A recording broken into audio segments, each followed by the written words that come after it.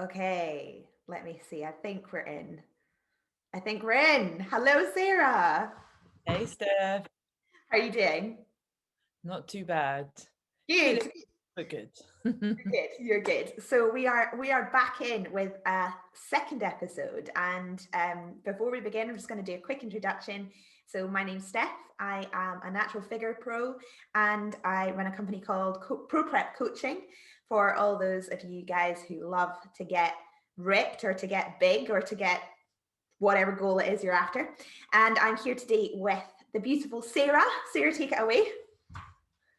Hi, guys. So I'm Sarah. I've been competing now for touching on 7 years as a bikini athlete, starting as an amateur and now competing as a pro. So it's been a really awesome journey, and hence why Steph and I are coming together to do these videos to share lots and lots of information with you guys and keeping it real all the way through.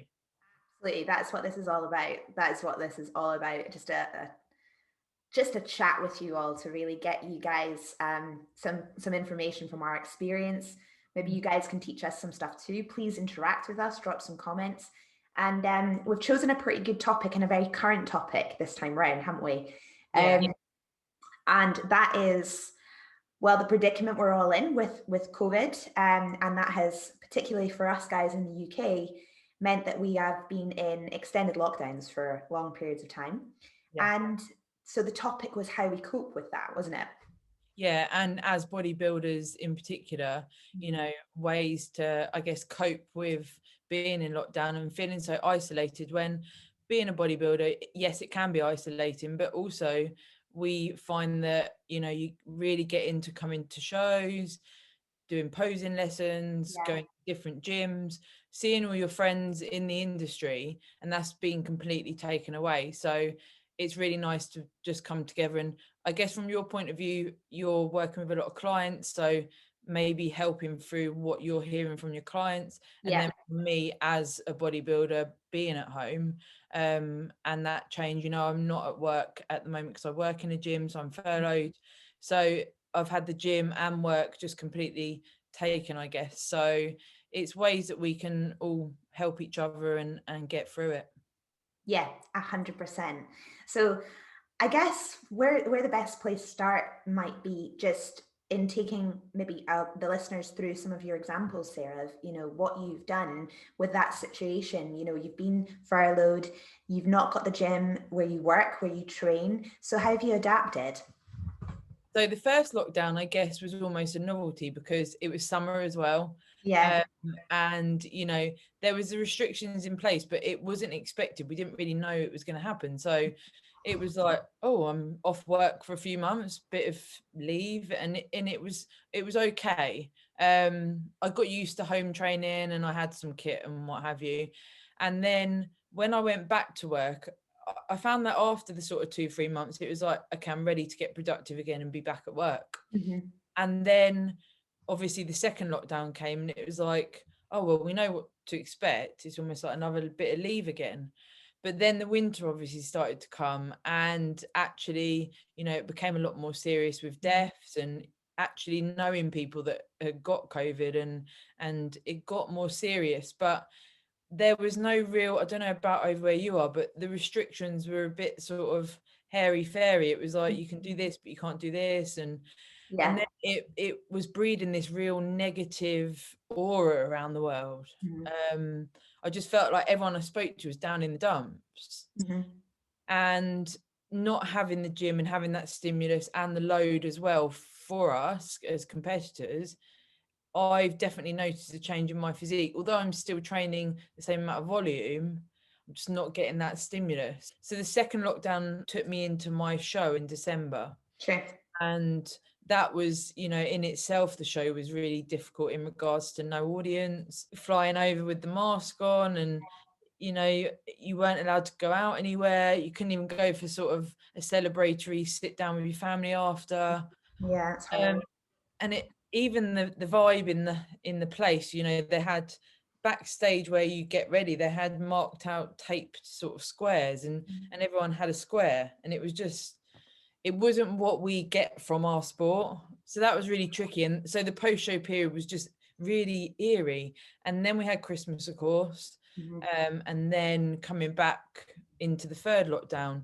So it's not till in the recent weeks where I've started to think, actually, I can still reach out to like-minded people. And it's definitely given me a depth to my own coping mechanisms with not having what we're used to, because we just don't know where the end is. So some of the things I've been doing is reaching out through listening to more podcasts of people that I respect in the industry. Yeah. Definitely would say, when you're looking at things like podcasts or Skypes or what have you, look for people you actually like and you respect, because otherwise you can go almost in the opposite and feel quite negative, because you feel, if it's not someone you're gelling with, you're just listening to podcasts, actually it may not have the same effect. But if it's, something that a topic that you enjoy, you can get some sort of stimulus from it. And then also things like, I've joined a members site, the Physique Collective, which I follow on Instagram. They launched a members site, and I've always thought about doing something like that as like a sort of forum type thing. Yeah. And then, I really like the group of coaches they've got, and I just thought, what the hell, it's like $6.99 a month. Yeah. There's an open forum, everyone puts topics in, polls, different things like that, and the majority of people are competitors. So it's a really, it's a cheap, easy way to feel like you're, able to interact with people that get you. Yeah, for sure. That's a cool thing to do. Yeah, I'm sure you'll agree. The main point here is that you feel like nobody gets you as a bodybuilder generally in general life, because, we do something that is an extreme sport. Yeah. And to a certain degree, I quite like that. I quite like being the weirdo and the one that, well, what's she eating now? But none of that's happening. And so you're just this bodybuilder in your own four walls. Stuck in your own home. And since, I guess in the last year or two, it's very much an individual thing for me. I don't even really talk to Kieran, my husband, about it, because it's got to the point where he doesn't really need to know my macros. He's not really, he's not as interested, because it's my thing and I've been doing it for so long now. So it's literally like, unless you're on Instagram or something like that, or like you and I speaking and me speaking to my coach, who else are you being able to, it's not our true identity, in a complete way, but it is a massive part of our identity. Oh, hugely. Yeah, hugely. So that's it's just something that's easily accessible, and I've definitely found that it's given me almost another zest to continue doing what I'm doing. Yeah, good. What about yourself?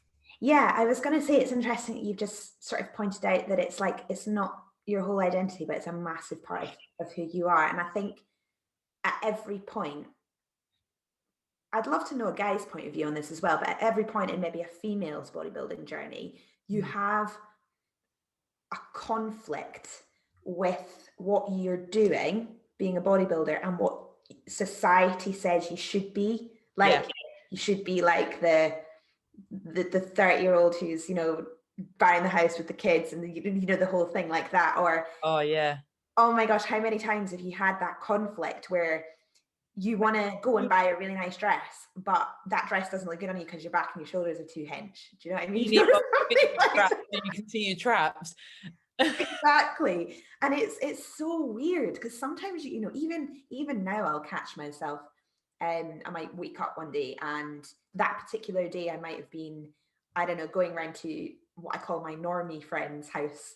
And I've got like my bodybuilding friends, and then I've got my normies, and that they joke because obviously it's the select kind of people who maybe don't really understand why you do what you do, but they still support you.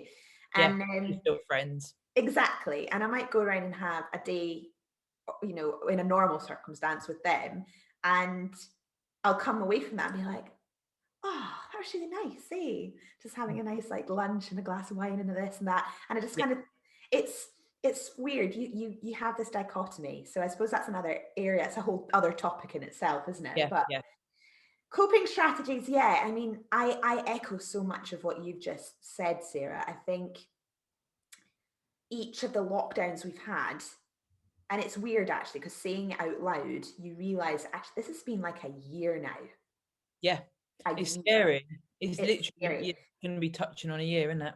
Yeah. And the first one was kind of that, I think we were all in that instant panic at the beginning. Do you remember when everybody went into that kind of crazy mode where people were stocking up on pasta and everything else? Yeah. Shock of it hit everybody in a very different way. So the way I come at it, of course, with my own strategies for myself, but I'm also hearing from my clients all of the different ways in which people have had that impact of the lockdown. And for some people, it's been mental health, and anxieties and depressions have rocketed a bit because it's been a very intense so it's so visceral, isn't it, that So isolating. it's seeping through everybody in a different way. And then there's been other sort of reactions where you've got the clients who have had a very difficult financial impact of it, or you've Yeah. got the loss of the jobs, you've got, you know, just the confinement to the house. And that has brought its own set of challenges. So some of the things that I talk to my clients about, and I've kind of written a wee list here, I think are super useful for coping. And some people might have heard these already, but making sure you have got a routine at home is almost 100% vital to help you manage your emotional sort of states, because we're all going to go through those days which you're going to wake up and pinch yourself and go, yep, we're still in a pandemic, and have to day. And then you're going to have those other days where you wake up and you're like, it's cool, it's fine, I can handle it. 100%, and I have those. Yeah, exactly. And so having a routine, and I actually set my clients a template, you know, waking up, what are you going to do for your morning slot? You know, what's that going to look like? Is that having a bit of time for you? Is it doing some yoga? Is it going out for a nice fresh walk to get some fresh air? What is it? Making sure that you kind of plan your morning to get yourself in a cognitive pattern. And then I did a little video on my Instagram of this the other day, but separating your day into chunks. So what part of the day are you going to be productive on? Maybe your work, or what you're working on at that point in time, and productivity is there. Maybe the other part of the day is your well-being time. That's where you're going to train. It's where you're going to, you know, do whatever you need to do for your body and your mind to feel like you've blown off some steam, you know, like that you've actually done something. So routine, yes, super, super important. Something else that I have been sort of chatting away about is, because the term I keep getting is, it's just so hard, I'm so demotivated and I'm stuck inside. We're stuck inside. And that term, being stuck, I've talked about reframing. So taking your negative and reframing it, flipping it around. And instead of saying, I'm stuck inside and I can't go out and it's detrimental to my motivation, flip it and sort of say, you know, I'm finally in a place where I can prioritize myself. I'm finally in a place where I can prioritize my house, my home, my area of well-being. How do I want this to look? And you can literally almost compartmentalize your home into spaces which are going to be, right, that's your area where you're going to go do this, that's your area where you're going to go do that, and feng shui the place, clean it up, declutter, get it all looking the way you want it, and using it as like a project for you to actually get in a mindset where you can be healthy and kind to yourself. And so if you're not going to, a big thing there with that is that I myself, like, I used to do yoga once a week, and I absolutely loved it, and I just never found time to do it any more than that with what we do. And the first lockdown I started doing it every night for an hour, and since then, now it's nearly been a year. If I don't do it for an hour every night, it almost, you know what it's like, we get into these routines and it becomes quite rigid as bodybuilders. So it's flipping it on its head and finding that, like you say, that me time and doing something that's really beneficial for your mental and your physical health. Because something like yoga, it's awesome. It is awesome. It is but awesome. We always prioritize like weights, food prep. Totally. That sort of stuff. Yeah, you're absolutely right. You know, finding those little things, whether it's, you know, yoga, is it a form of meditation? Is it even just stretching, like putting a good playlist on and just limbering your body up? Is it, if you've got a bath, is it taking a really nice hot bath? You know, it's like all of Switch those off. switching off. And, you know, we can only, I always say this sort of, you can only control what you can control. All of this stuff that's going on around us is externals we can't control right now. Yeah. So instead of resisting it, accept it and try and then find enjoyment out of controlling what you can. So like controlling your environment around you and the things that you can do to actually be kind on yourself. I think as well, like if we think about this lockdown, it's kind of forced us all to slow down. It's all, and that's weird, because it's like, for bodybuilders in particular, Christ, I mean, if I look back at the last 7 years, for most of those years I've been very neurotic, you know, to be able to fit a job and everything else with competing. And then it's like I can cook my food fresh every day, like I don't eat out of a Tupperware. And it's almost like, again, that bit of your identity is gone at the moment. But actually it's pretty cushy to be able to cook my meals fresh every day. And, you know, I flexible diet. So normally I'd have my Fitness Pal sort of planned out for the week from a Monday and do it like that. Essentially like a food plan because I'm at work and whatever. But now it's like each day I can go, oh, I fancy a bit of that instead of that. Or, you know, and again, it's being able to reflect and realize that you can still be a bodybuilder within these four walls. And actually, like we spoke about in our first video, the intrinsic motivation to be a bodybuilder, if anything now is, you know, it needs to be rife within you because you're not going to do it otherwise. And also it's kind of the best time to do it because you've not got the temptation of going out. You can't. Food, no, you know, it's like things like going to Tesco at times. I'll go to Tesco and I don't want X, Y, and Z of the foods, but when I see them, I buy them. And then I'm like, well, why have I even brought that? And I end up giving it to Kieran or whatever. None of that's there. So you can literally just box off each day, hitting your macros, doing your training. Okay, the training's different. You can, like we say, fit in some scheduled time for yourself. Also, I don't know about you, but I'm starting to almost old injuries and things. I'm starting to get more in tune with sorting them out. Yeah, absolutely. Like I think if there was ever a time to be listening more to your body and your health, it's now. Again, coming back to it sort of being like, we've finally got the time to do it. Take advantage of it. We've slowed down right now.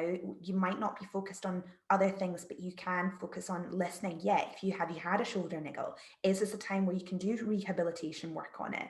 Is, you know, if you haven't got access to tons and tons of weight, use what you do have, bands, everything else, and actually implement as part of your sessions. Rehab, or even just stripping weight right away and reforming your technique on some of the main lifts. You know, like I've got quite a lot of clients.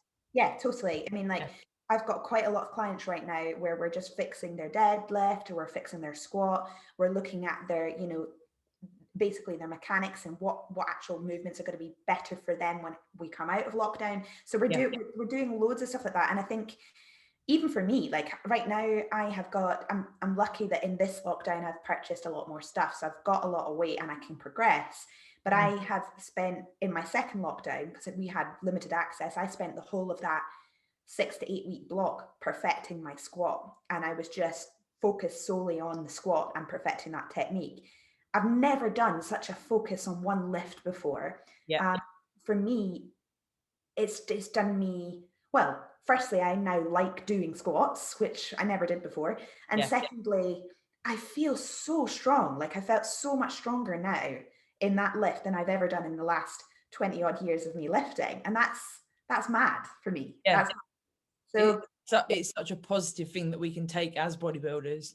And I also find that in relation to the gym, at first I almost felt like, well, you haven't got the gym, you know, there's people dying, there's people getting really ill, there's other things, stop whinging about the gym. But then actually, you know, I sat back and I thought, that's such a big part of our lives. And was almost like I was in mourning for the gym. And it sounds maybe silly to some people, but people listening to this will hopefully get it, that I've actually given myself a, you're okay to feel like that. Yeah, yeah. I think that's so. I think so many people will resonate with that, Sarah, because um, it's been said a lot, and you can see it on social media at the moment. There's some really great gym owners championing making sure gyms are opening for mental health purposes, but the mental health aspect of literally taking yourself and going to the gym is massive. It cannot be, downplayed. It, for some people, this has made them realize how much they need the gym for that release and that kind of emotional outlet. And I think for I take everything as relative. Yeah. You could kind of say, how dare you for complaining about the gym when there's people dying and everything else. And it's the same for anyone. It's relative to what you need to be able to manage yourself. You know what I mean? And so I feel bad for it. Yeah, I mean, it's horrendous what's going on around us. There's no doubt about that. But everyone's got to survive this in some way or another. And for us, the thing that keeps us going is that exercise, the endorphins moving, the movement is really important. So from that front, going straight back to like the routine idea of this, if you know that going to the gym is something that gives you that release, don't neglect that during this time at home. Make sure you do it. Make sure you do it, because even though it's more difficult to build that momentum to get up off your seat and maybe go to your living room or wherever else it is, for me, it's my underground car park right now. But wherever it is, put that as a non-negotiable in your day, and you'll feel so much better after you do it. 100%, because even for us, the most, I'd say, motivated of people in regards to, because we've been doing this for so long, we are motivated to train, we're motivated to do our food. I've even found that, if you hear the dishwasher beep and it's done, suddenly in between sets you're doing the dishwasher. And you've almost got to think, okay, that's okay now and then maybe, but there needs to be an element of scheduling that in, that it is your gym session. And I've even had a conversation with Kieran and said, when I'm training, can you just try and respect that that's my, hour and a quarter. Yeah. I don't want you coming in saying, do you want a cup of tea? Or the novel questions that he wouldn't ask me if I was in the gym training. Because you'd be pumping yourself up ready to do a set. Exactly. Done a pre-workout, you're in the gym, you're pumped, the music's on. Just because we're at home, it doesn't mean that I want him to ask me if I need to do the Hoover, or all the things that hour and a quarter I need for my own sanity, as it were. And again, it almost sounds a bit silly, but thankfully he understands and gets what I'm saying. But if you need to have conversations with the people you live with or the people in your bubble that you might train with, if it's that they keep letting you down and then you don't train and all those things, have those conversations.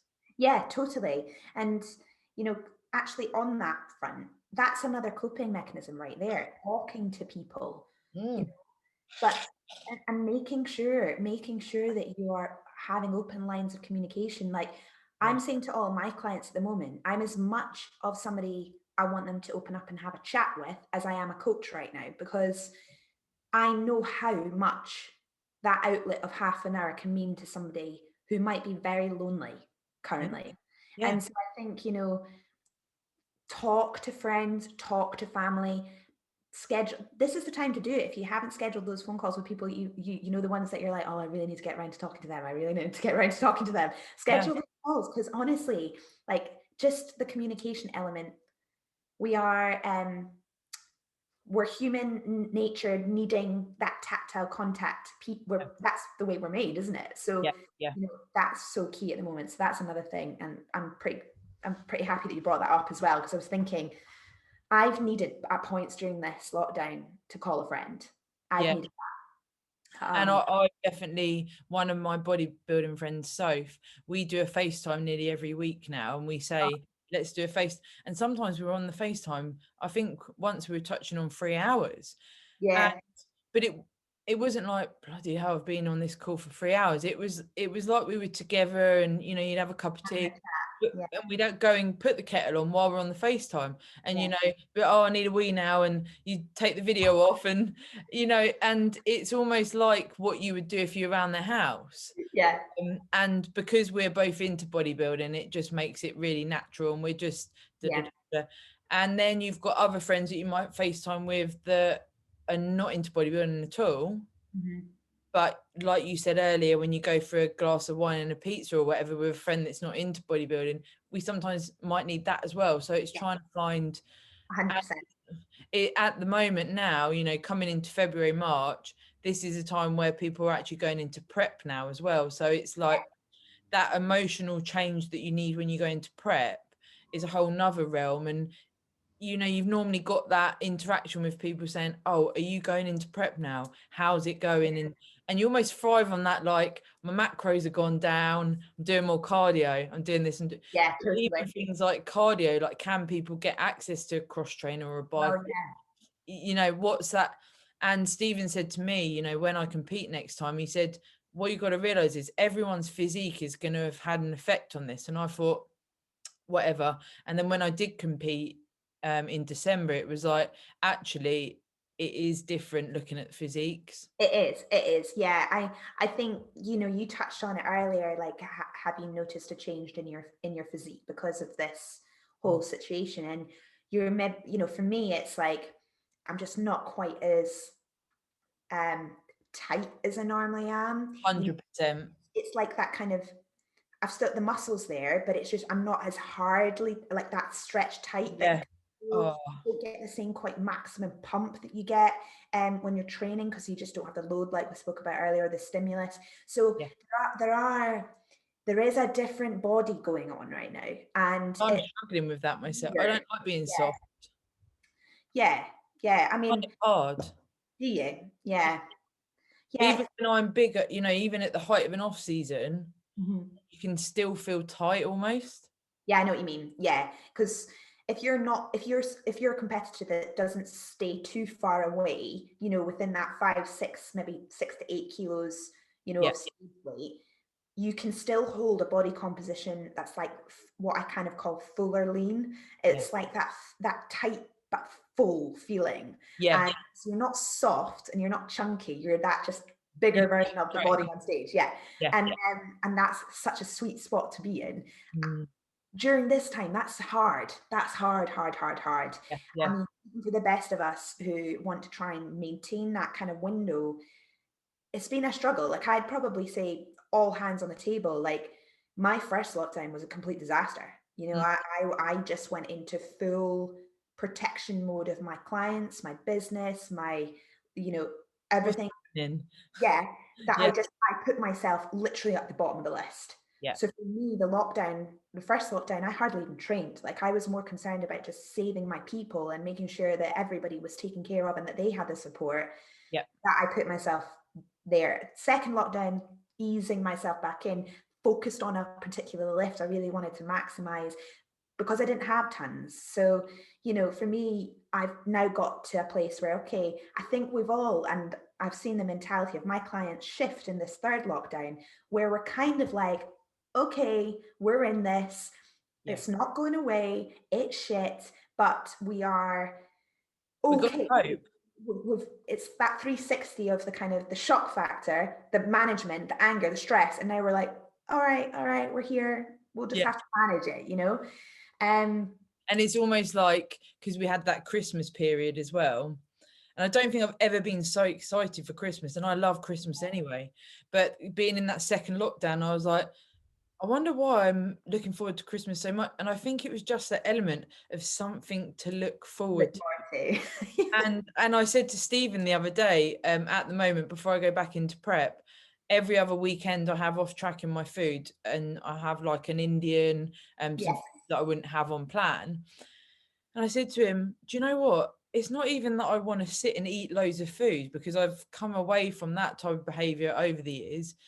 But I think it's just literally the fact of Kieran going, collecting the Indian, coming back. It's like we're having a date almost. And then when we've eaten the Indian, I sit there and think, oh, that was really nice, but there's nothing to look forward to now.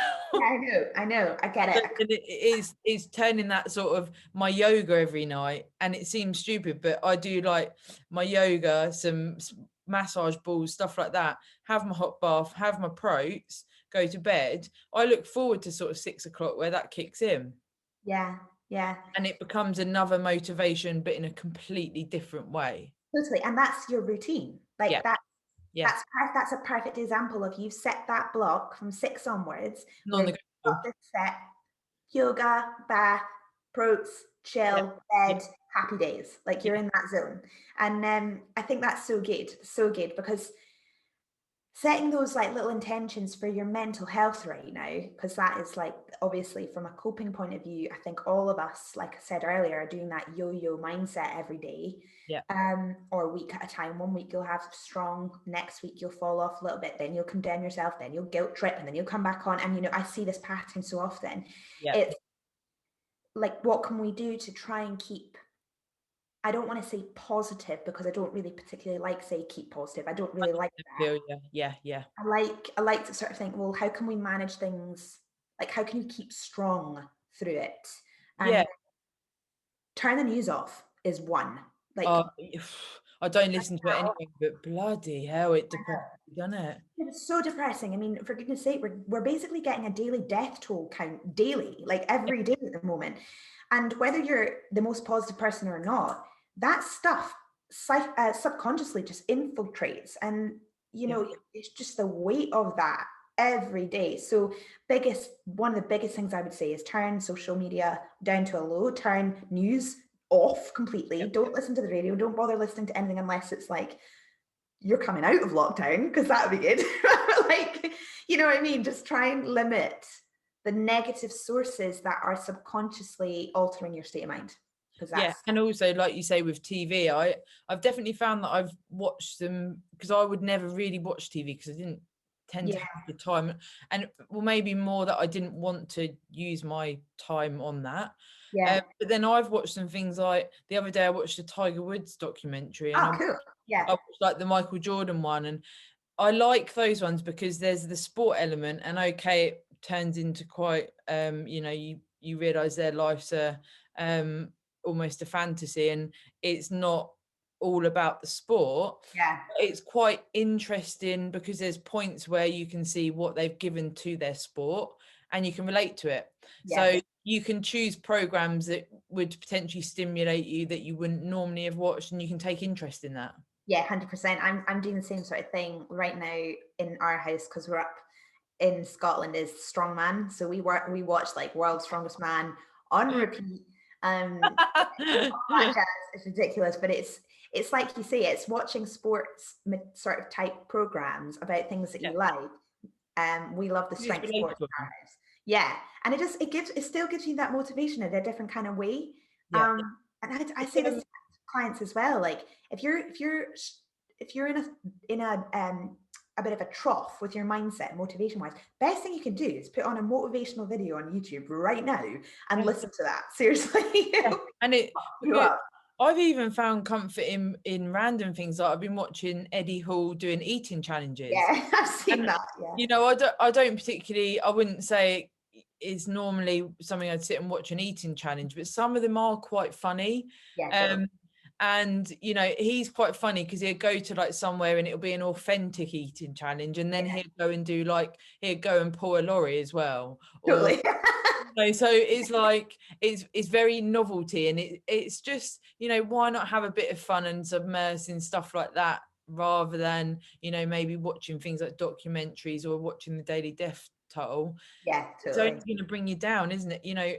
Yeah. Do we need to know that every single day? Probably not. No, absolutely not. And I think as well, like everyone, you mentioned something at the beginning of the podcast, like the amount of confusion that everyone's been experiencing with, you know, what you're meant to do, what you're not meant to do, you know, can you go out here, can you not, kind of what, you know, it's been a minefield of information. So you almost kind of have to set up a little set of rules for yourself in your house, as long as you're not like doing, you know, anything out with what you're meant to do, and just yeah, you know, you're in control of what you watch, you're in control of what you listen to, And that can in itself can be a little task, almost like a little exercise for yourself to actually decide, okay, what do I enjoy? Like you said, podcasts, what type of music Forums. yeah, like maybe you want to sort out all your playlists and have some killer gym playlists ready for when you go back, like Yeah, that anything could be a daily thing. Can like one day you could do that. exactly, just stuff that you can use your time doing creative things that maybe you've just never really got around to doing. And Yeah, um 100%. That's definitely one of the things that I spoke to Sophie about earlier in the week. Drawing for me, I find really therapeutic, and I can't do 4 or 5 hours of drawing in my normal life. yeah. Um, and it's very far-fetched for me to be able to do it. And it's at first I felt bad for doing it because one, I really busy doing all these bodybuilder type stuff, Mhm. and then it was like, but you can't do the bodybuilder type stuff. You can't do all the stuff you normally would. You Mhm. can only do X, Y, and Z because that's all you're allowed to do and that's all you have Yeah. access to. So you're Yes. going to need to fill your day in other ways. Why does it need to be a negative? But as bodybuilders, we're incredibly hard on ourselves a lot of the time. Mhm. And, to get to where we have coming from amateur to pro and all the, I don't like to call them sacrifices because they're choices for me. But I, when, like we spoke about on the first one, when people say, you've got to be, harder against it. It's got to be pain all day, every day. When we've put all of that into our sport, and to be able to go, oh, I'm going to do an hour of yoga a day, it's almost like, should you be doing that? yeah. So I've personally had to, and you've probably the same, you've had to turn your mindset around. Actually, those sorts of things are important, but now we've got the time to explore them and don't feel bad for that. Totally, absolutely. And I think, you know, we're, I think we're quite similar in the sense that we think about things. So, Mm. I mean, I'm a very analytical thinker. So sometimes I can let my mind like wander off and let it go play tricks on me for, hours at a time. Yeah, And so I think the things like scheduling time on more low key kinds of exercise for me, the yeah, resting, the yoga, the stretching has been really good for me managing my mental health as well. Because I'm similar to you. I'm normally like go, go, go. When I'm in the gym, I'm like a complete maniac. yeah. I'll come home, I'll eat, I'll go to bed, I'll wake up and work. And it's just like that kind of, that whirlwind. So when you're forced to kind of slow down, it's hard. Oh my God, it's so hard, Been my hardest point. Yeah. Feeling bad, Yeah. Hmm. but for slowing down. Yeah, I've felt like So that. alien, isn't it? Yeah, it's also like feeling like when you stop, and I suppose like this is a bit like what we were saying in the last one as well, when it's almost like when you stop a prep, you have to fill a void because you've not Yeah. got that goal. This has been kind of similar in a sense that it's forced you to look at patterns of your thinking in a bit more of a kind of stark light almost. And It's not always it's not easy. exciting, is it? Oh, and no, it's not always nice. You're not like, yeah, hell yeah, I can deal with that. You're like, I don't No. want to deal with that. I am an absolute lunatic. What is happening in here? Like, why am I thinking about this? This is absolutely bonkers. Yeah, But no, I mean, it has forced us to think about things about yourself. You've got more time on your hands to think about yourself. So, and that's when, like, I say this to my clients as well, like, that's when self-doubt can creep in. That's when things can start to play on you. And then motivation becomes even more difficult because you're self-critical to yeah, an extreme. So there's there's a lot you could do for, I think, managing mental health in this time, whether that's journaling, writing things down. That's really helped me. yeah. Whether it's reading some maybe more, I hate the word the two words self-help, I hate it. But if you've got a good couple of good books, like I've got a couple of really good ones at the moment that I tap into, and it just reinforces a few things that when my mind takes me away, Yeah, it'll pull me back in, and I'll yeah. be like, okay, stop that ridiculous thinking, get back to, Why am I obsessing over something that I don't need to obsess over? Which is exactly. great in bodybuilders, isn't it?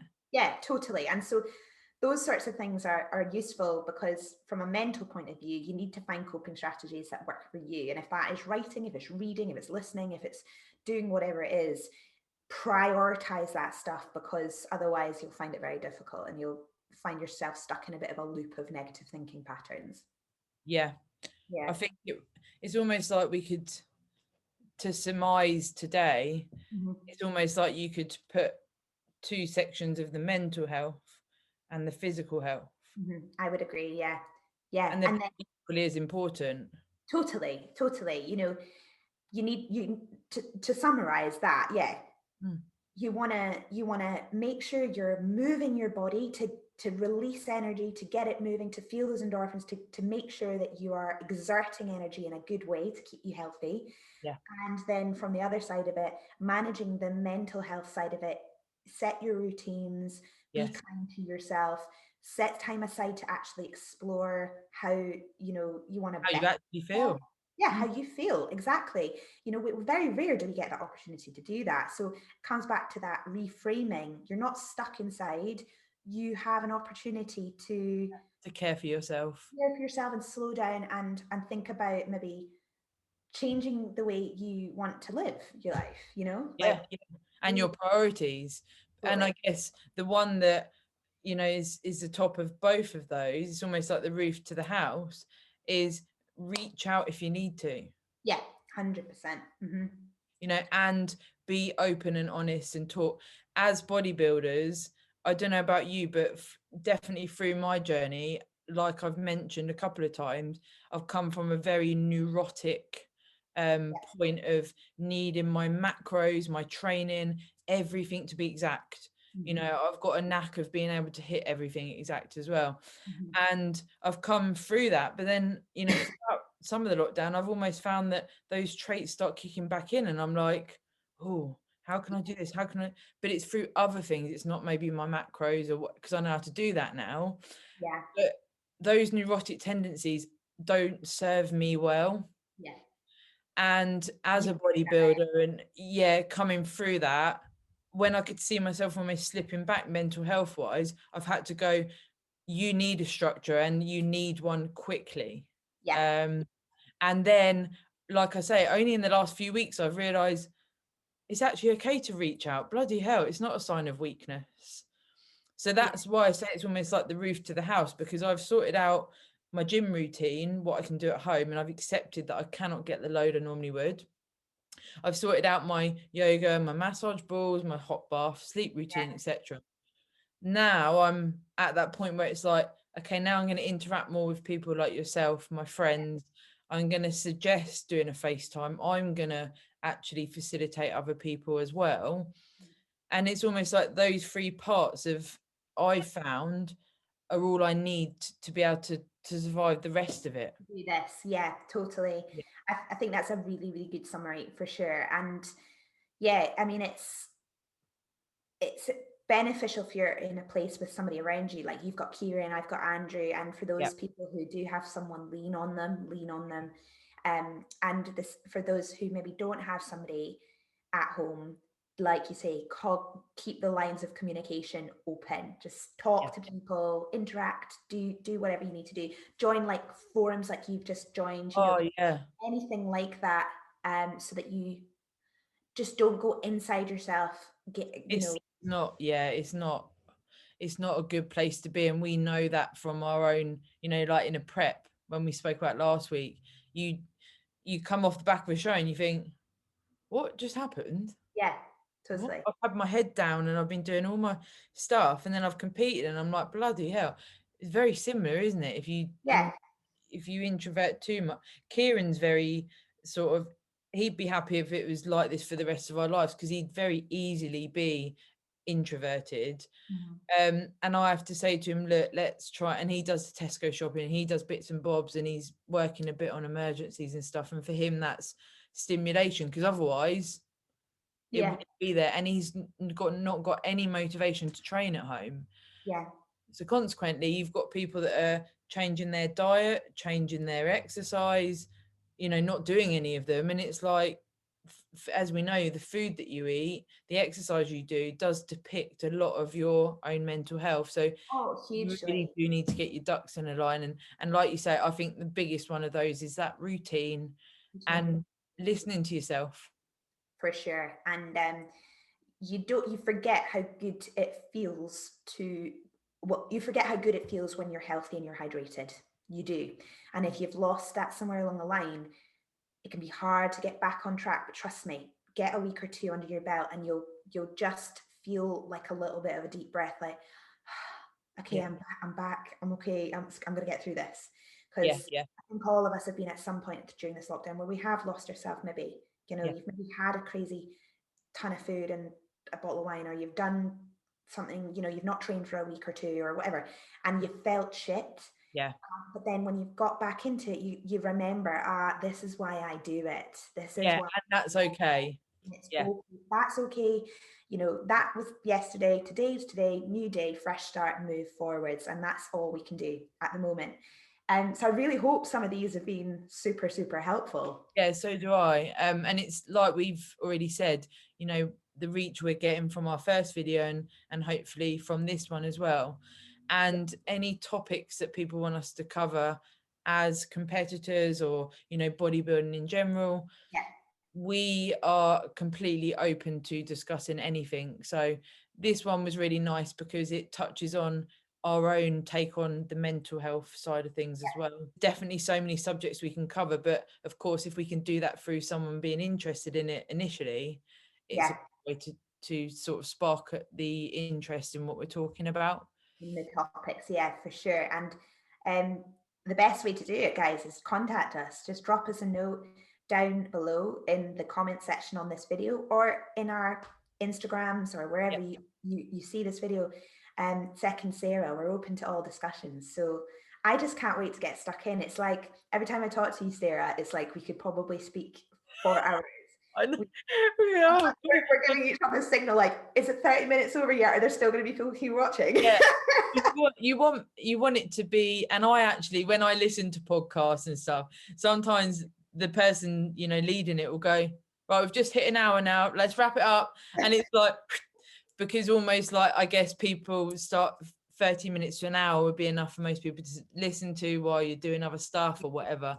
Yeah, But yeah, obviously trying to keep people wanting to listen till the end is a key thing for us. So totally. Yeah. but awesome opportunity for us both to just share our knowledge and experience. Absolutely. So where can people find you, Sarah? So Instagram is the best, the gram. Very Yeah.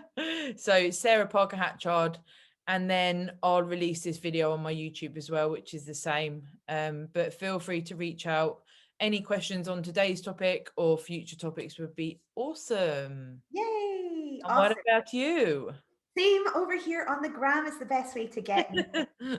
Steph with a double F _noble_figure pro, or you can just jump on my coaching page, Pro Prep Coaching. That's a bit easier, and that's where you'll find the link to our YouTube as well. So please jump on there, get interacting, and yeah, this is for you guys. So anything you want to hear about, let us know. Yeah, awesome. Thanks, Steph. Thanks, Sarah. We'll see you next time. Peace out.